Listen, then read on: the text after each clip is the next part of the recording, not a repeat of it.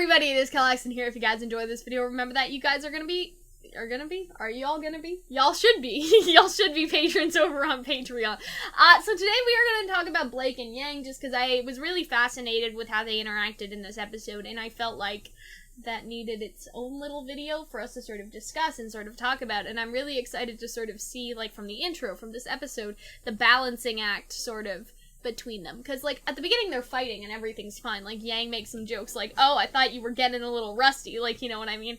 And sort of all that. And you can see them working together, and there doesn't seem to be too much conflict between them, right? And I feel like that's because when they're in battle, they're not thinking, right? Like, when you're fighting or whatever, it's all about instinct and muscle memory, and, like, I'm not saying they're on autopilot, but you know what I'm trying to say. It's like sort of riding a bike. You're not thinking about riding the bike, but you're still on the bike. Sure. Right? And so I feel like that's sort of why in battle, like, they're just talking to each other naturally, because that is their sort of natural instinct. That's what they're sort of letting sort of flow. But then when they're actually in the room together, right, and Blake's like, oh, let me help you, like, get that down or whatever, that's when all of the clocks are turning, like, should I help her? Should I let her get it herself? Is she gonna think that I'm, like, insensitive if I'm not getting that for her? Or all that, and then Yang's like, I got it, right? So you can sort of see in all of the, like, there's, I don't want to say shots of Blake's eyes, because it's not like they don't zoom in like that, but you can sort of see the expression on her face. You can see the gears turning in her head, and I really appreciate that, because I think their development this season is going to be really interesting, because obviously, you know, Blake feels bad. And we sort of talked about this in our analysis, but there's a certain balance, right? Like, and I use the example, like, my grandfather, right? He has hearing aids now, and he doesn't like it when we yell at him. Like, he doesn't like it if we're like, no, like, can you do this for us? Like, he doesn't like us talking to him that way, right? Because he's like, all right, listen. Like, you know what I mean? Because, I mean, you go deaf when you get old. It's not like he was in an accident or anything. But I feel like he's just like, no, like, you know, I've lived all my life without y'all yelling at me. I don't need any, you know what I mean? Like, he's very much like that. And so I feel like Yang is sort of the same way. Like, she's sort of coping with her injury. Like, because when you think about it, like, losing your hearing when you get old, like, that's scary. Like, that's when you need your hearing most. You know what I mean? Like, I was thinking about that, and I was like, oh my god, like, he can't hear. Like, because I can't imagine that, right? Like, I can't fathom not being able to, like, hear or not being able to see, because my grandmother's also, if you guys don't know, she's legally blind, she can't see, right? And so I'm like, oh my god, we're all getting old. But that's not the point. But I'm basically trying to say, like, you know, when that sort of stuff develops in, like, whether it's natural, like, whether somebody is just getting sick, or whether somebody has an injury, like, I think that a lot of the times people are like, no, like, you don't have to treat me any different just because of this. You know what I mean? Like, I can still do stuff by myself. I feel like that's with old people or with people that were recently, like, disabled by an accident or whatever. Like, I feel like people are very much like that. And so it's sort of a balancing act, really, for Blake, because she's like, okay, well, how much, like, I don't think Yang wants to be babied. I think that's kind of the thing. Like, she wants her independence still. Like, a lot of, Yang is just, like, a young old person. But no. You understand what I'm saying, though, Hunter? I can understand that. I'd also argue that it's not totally about her disability. It's like them trying to find a rhythm between each other. Yeah. So I'm just like, hey, like, I think that's why Blake did it, because she feels bad. I feel bad because right. I've you know done what I mean? bad things to you. I've abandoned you, and I just want to tell you. And I feel like it's also, I feel like there's a scene in the opening that's very strong where RWBY and Weiss are like, because they've like so easily fallen back in order of, like, and now Weiss is nicer now, and she's more open to sort of right? But they both closed off. They've fallen off, but then Blake and Yang are both still somewhat at odds with each other. They don't want to talk about, and they haven't totally. It's sort of weird because Blake and Yang were maybe the closest before. Does that make sense? Where Weiss wasn't really accepting of RWBY. They had a quiet rapport with each other, like, or like even comfortable silence. With the dance, right? Yeah. Like how they sort of interacted at the dance and how they danced together. Like, exactly. And now that's all sort of gone. So you see that, like, with the trouble of them being in the train, of them having to hitchhike now, so there's going to be more tension between them. Yeah. And ultimately, I think there's going to be some kind of blow up, and they're gonna have to come to a better understanding of each other. Again, they haven't talked about it. Like, they haven't sat down and talked about it. Yeah, they've just been like, everything's fine. I think we are getting more flashbacks to the train, though, just because in the intro, I don't know if them sitting like that is an actual shot, or if it's just sort of a metaphorical It just wanted to show, intro. like, but oh, look, Ruby John also presses up Ozpin against a wall at one point, and so I'm wondering if that's a flashback. Yeah, so that's what I don't understand. So I'm wondering if some of these pieces are like, we're going further back in time. Does that make sense? Like, Monday, before the train crashed, right? That could be near the end. When they're all back together? Yeah, maybe Ozpin, because then maybe we learn, maybe the reason why Ozpin's there and the rest of them aren't because Ozpin did do something shady. So maybe it's like, where the fuck is Ruby? You know? Maybe, I don't know. I would imagine. But I kind of like the idea of them still flashing back to scenes on the train when they were all together, because, like, I don't know.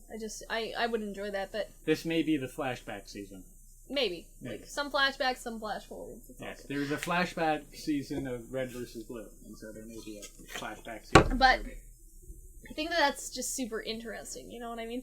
Like, that sort of idea that Yang, or Weiss and Ruby have gotten closer, because Weiss has finally opened herself to Ruby, right? Because before she wasn't so willing, and so now they're like kids, and they're having fun, but meanwhile, Blake and Yang, who had the closest, maybe, relationship of any team members other than Ren and Laura, or Kieran, Sean, but here's anyway. So, She did. Yeah, she's dead. So I feel like this is sad. This is the building up of them having to be like, okay, we're not fine with each other. We need to and I want the Blake and Yang angst. Like, I'm ready. I want this to be like a post breakup, hurt comfort, slow burn Bumblebee thing. And we're gonna talk about Sun in a different video, but Sun said something sort of interesting, and so did Ilya. Ilya's like always off going to save the world, and Blake's like, oh, you have no idea, right? Because obviously Ilya doesn't know about Salem.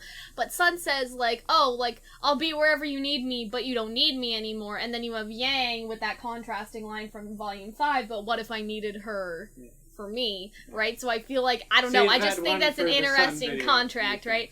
I'm gonna talk about Sun and his characterization later, but I'm just saying the contrast of the lines are just pretty interesting, because now Yang sort of has Blake back, but does Yang still need Blake?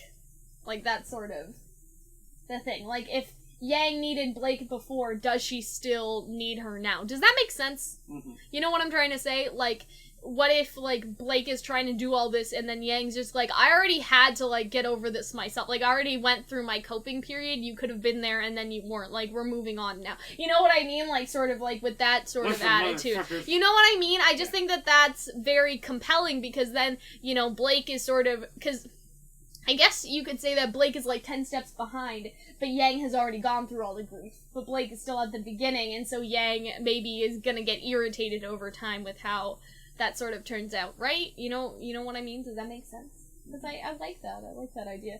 That for Yang to be like, hey, like, listen, like, you may be at stage 0 of this, but I'm already at stage 10. Like, I already had to do this all by myself, and so, like, you gotta catch up to where I am now, because I needed you before, but we're not in the same, like, they're just not on the same page about what the other needs, right? So I'm really excited about the blankst. The Blake and Yang angst. Like, that's the name for it now. I appreciate that. Blankst. Okay, I don't know how to explain this, but we saw Blake kiss Sun, right? But nobody else saw that, so I wonder if that's even gonna be a thing. Like, I wonder if, because we had a theory that Blake was off to the side, Yang would have seen Blake kiss Sun, and then she would get jealous, but I don't think that's what's happening here, right? So I wonder if they're gonna have a conversation, like, because we also had another theory where Yang was sort of upset that Sun was there, with Blake, but Blake wanted to be left alone or whatever, so I would still like her to see her get pissy about that, even that if would it be wasn't good. Like, about... what about Sun? And I'll be like, oh, Blake would have been like, oh, but I wanted to be alone, and then, you know, Yang would have been like, well, you didn't have any problem with Sun coming with you, and then Blake will be like, oh, but Sun's just, you know, he's just a what? What is he? What is he, Blake? You know what I mean? Oh, baby, you got what I need. But yeah, I don't know. I really want a conversation like that. Especially because that's a valid question. How come Sun got to go with you, right? That would be some good shit. Let me write for this show. I don't always have good ideas, but when I do, okay? Come on, Miles. Come on, Carrie. I'm right here. I'm 18 years old and I'm ready to work. Like, put me on. I'm 18-year-old and I hate university. Hire me. Please! But yeah. Yeah. Yeah. I'm excited. I'm really excited, and I'm super, super happy that we're getting hit for the tension. Okay, you're a little aggressive there. And also, this kind of plays into how RWBY and Weiss will interact. There was also that scene where I think it was Aaron was in an interview, like everybody loves Blake, Ailey. Yeah. We talked about that such a long time ago. Maybe she was recording the lines of like oh, what? And that's where she got that from. Ooh. I just did something to my wrist when I did that. That probably didn't help when I was clawing at it earlier. Shit. I feel like I just popped it off. Does that make sense? Like, okay, we'll take care of that. Anyway, I hope you guys enjoyed this. If you guys did, remember, you guys should become patrons over on Patreon, and we'll see you later. Bye! Thank you guys for watching the video. If you guys enjoyed, I encourage you guys to become patrons over on Patreon. Patrons get a lot of different rewards, ranging from early access to all of our videos up to a week in advance.